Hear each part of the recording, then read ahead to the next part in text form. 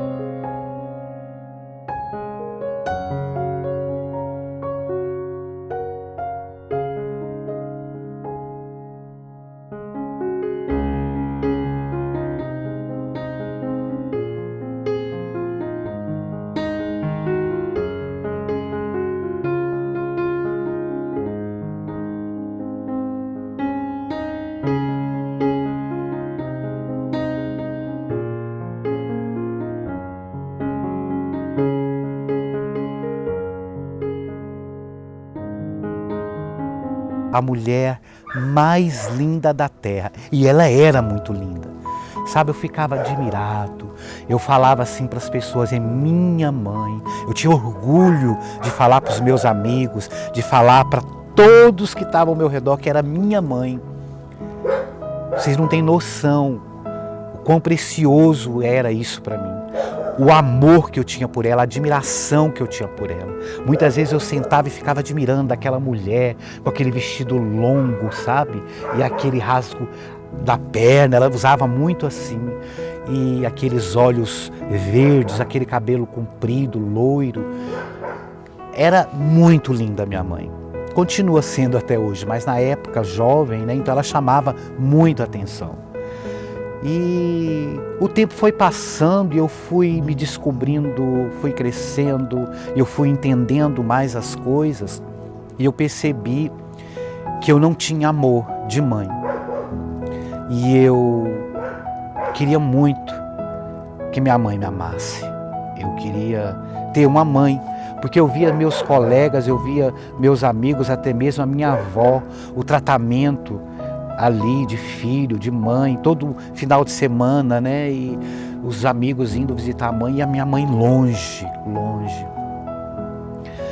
Quando eu tive 10 anos de idade, eu tive um problema na mão, que eu já falei, uma máquina de ralar mandioca, e eu vim para São Paulo. Minha mãe mas na hora, a minha mãe pegou o avião e foi até Goiânia para me buscar para fazer o tratamento em São Paulo. E quando chegou em São Paulo, gente, minha mão até bicho tinha, para vocês terem uma ideia. Antes disso, a minha mãe tentou me pegar uma vez, quando eu tinha acho que uns 5, 6 anos. Ela levou eu e um tio meu, irmão dela, para ela trabalhar e o irmão dela ficar comigo. Só que não deu certo, porque o meu tio sumiu em São Paulo, se perdeu.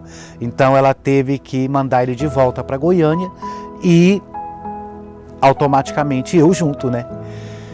Tá, e aí com 10 anos eu vim, só que eu comecei a sentir muita falta da minha avó, muita falta. E aí o que aconteceu? Voltei para Goiânia, por causa da saudade que eu tinha da minha avó. E só que chegando em Goiânia as coisas não eram mais do mesmo jeito, né? Porque o meu avô não me aceitou mais. Ele já não aceitava mesmo, mas eu passava por cima, eu não sei, gente, o que é.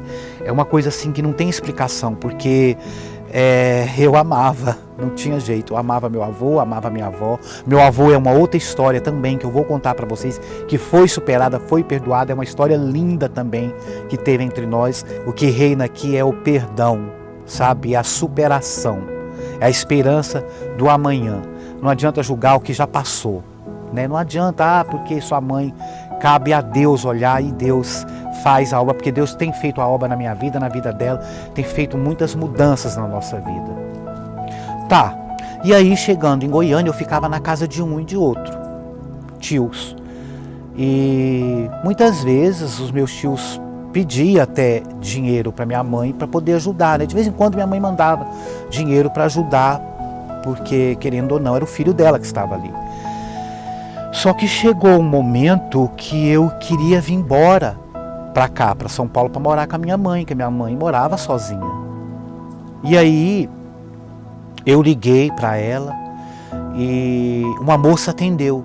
E essa moça falou assim: olha, aqui quem está falando é fulana de tal, eu moro com a sua mãe e eu não quero ninguém aqui. Eu não quero ninguém morando aqui com a gente, tá? Nossa, aquilo acabou comigo. Desliguei o telefone e falei, poxa, minha mãe podia brigar com a amiga dela, falar, meu filho, eu quero meu filho aqui, né? Só que anos mais tarde eu fui descobrir que essa mulher, na verdade, era a faxineira da minha mãe. Minha mãe pediu a faxineira para falar assim comigo. Por diversas vezes eu ligava para minha mãe só para falar assim, eu te amo, mãe. Por diversas vezes. E ela simplesmente me ignorava ou me tratava mal e falava assim, o que você quer dessa vez? Você está querendo pedir alguma coisa?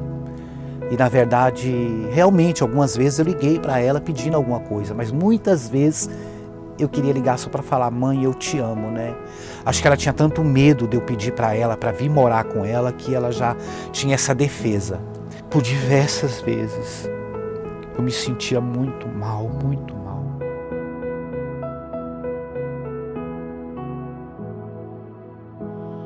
Eu tinha 17 anos, vim embora de vez para São Paulo, a minha tia me tirou, eu cheguei em São Paulo com... Minha tia me tirou de Goiânia, cheguei em São Paulo com um macacão jeans e uma cueca na mão. E quando eu cheguei aqui em São Paulo, fui morar com essa tia minha e